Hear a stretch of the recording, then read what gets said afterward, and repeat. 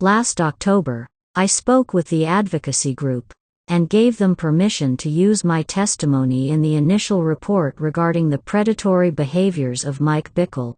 While I have wanted to remain anonymous in the public eye, it has become clear that a great deal of confusion has arisen over the multiple uses of the name Jane Doe.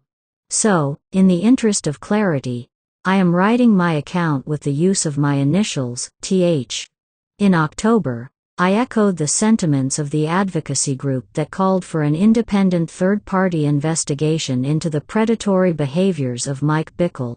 It is my firm belief that an independent investigation is still greatly needed, as the recent report released by IHOP-KC, written by Rosalie McNamara at Lathrop, was insufficient and woefully misleading.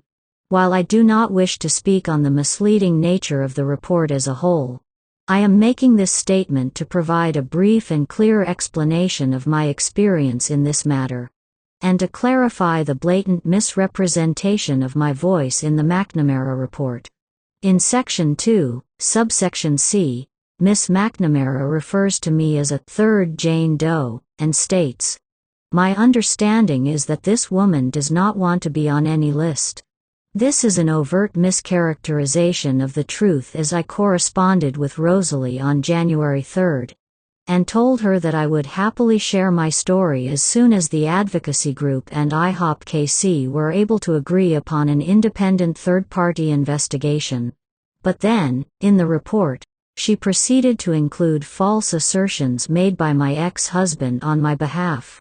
In no way do the words of my ex-husband, who himself was recently banned from the IHOP-KC premises over his own sexual misconduct allegations, reflect my experience. To seek out and give credence to his claims was extremely negligent and resulted in an audacious misrepresentation of the truth. Further on, in Section 2, subsection D, McNamara writes that there is credible evidence to support Mike's statement that he did not tell anyone his wife was going to die and he would be with them or married to them. This is simply not true. As I testified to the advocacy group in October 2023, in 1983 Mike explicitly told me of a prophecy regarding the death of his wife Diane. He believed Diane's death would happen in an earthquake in St. Louis, and the implication of sharing the prophecy with me was that her death would open up a path forward for him and I to pursue a romantic relationship together.